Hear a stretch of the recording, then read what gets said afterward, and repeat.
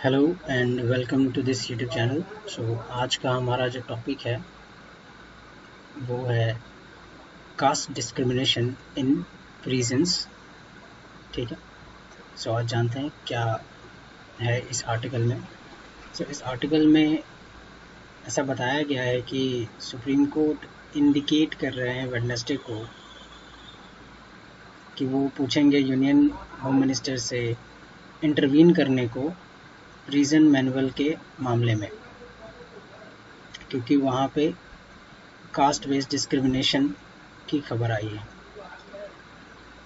आगे है कि इस खबर के मामले में उत्तर प्रदेश ने डिनाई किया है कि उनके स्टेट में ऐसा कुछ नहीं है। ठीक है। बट जब प्रिजन डॉक्यूमेंट देखा गया तो उसमें एक वर्ड मेंशन था, स्कैवेंजर क्लास। स्कैवेंजर मतलब जो साफ सफाई, इन शॉर्ट जो गटर का काम करते हैं, गंदे काम कर मतलब लेटरिन साफ़ करते हैं, ये सब का काम जो करते हैं, जो बेसिकली गंदे होते हैं, उनके लिए स्कैवेंजर क्लास वर्ड यूज़ किया गया था। ये क्या था, इन पे कोर्ट ने पूछा। इसके बाद senior advocate S Muralidhar, advocate Prasanna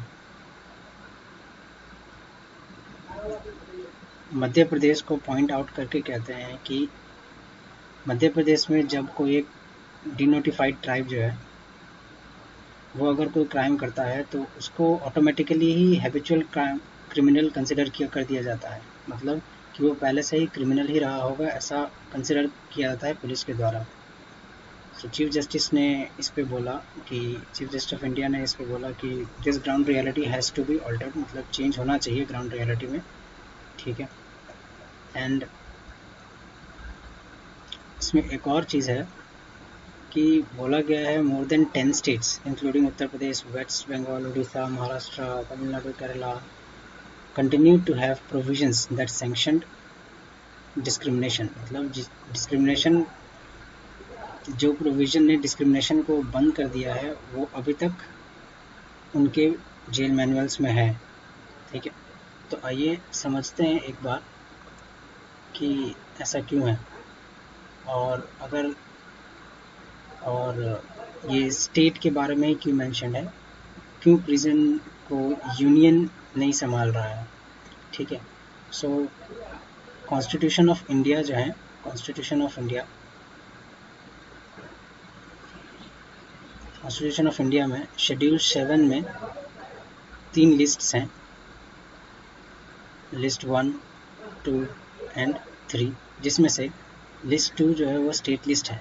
मतलब सिर्फ स्टेट ही, मतलब इस लिस्ट में जितने भी सब्जेक्ट्स होंगे उस पे सिर्फ स्टेट ही लॉ बना सकता है। ठीक है। सिर्फ स्टेट ही लॉ बना सकता है इस पे।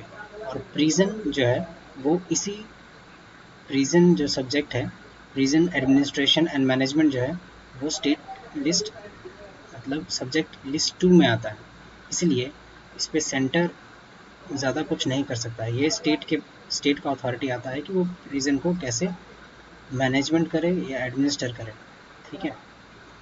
आइए समझते हैं कि इंडिया में प्रिजन का क्या कंडीशन है।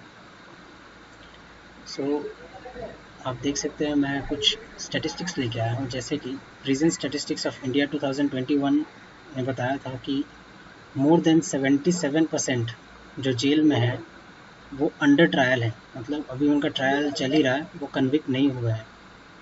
नेक्स्ट है कि NCRB 2021 स्टैटिस्टिक्स रिपोर्ट बताती है, NCRB यानी नेशनल क्राइम रिकॉर्ड ब्यूरो 2021 का रिपोर्ट है, बोलते हैं कि there were 5,54,000 people in prison across India as against capacity 4,25,000। मतलब कैपेसिटी सिर्फ इतनी की है जबकि जेल में इनमेट्स इतने हैं।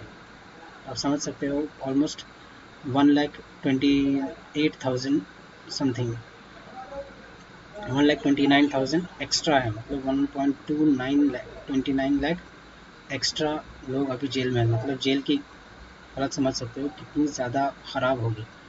उसी के साथ prison in Delhi had occupancy rate of 183%। मतलब 183% ज़्यादा है। अब इसके लिए लास्ट ईयर यूनियन गवर्नमेंट ने मॉडल प्रिजन एक्ट लेके आए थे। मतलब ये एक एक्ट है जो प्रिजन एक्ट 1894 को रिप्लेस करेगा।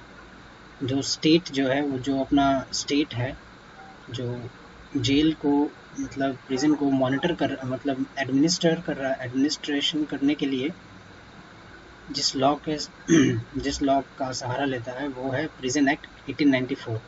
तो इसी को रिप्लेस करने के लिए यहाँ पे मॉडल प्रिजन एक्ट जो है 2023 लाया गया था। बट यहाँ पे ये एक्ट जो है ये डायरेक्ट लागू नहीं किया जा सकता, क्योंकि जैसे कि हमने अभी पहले बात की कि प्रिजन जो है वो स्टेट लिस्ट में आता है।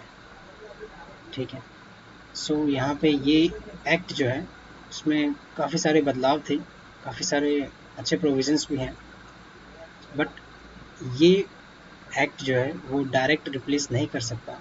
ये एक्ट बस एक गाइडिंग बुक की तरह काम कर सकता है, गाइड बुक की तरह काम कर सकता है स्टेट के लिए। अगर स्टेट चाहे तो कुछ इसमें से प्रोविजंस मतलब इस एक्ट मॉडल प्रिजन एक्ट में से कुछ प्रोविजंस ले सकता है और उसके स्टेट के डिस्क्रिप्शन है कि वो इसमें से कुछ लेना चाहे या ना चाहे।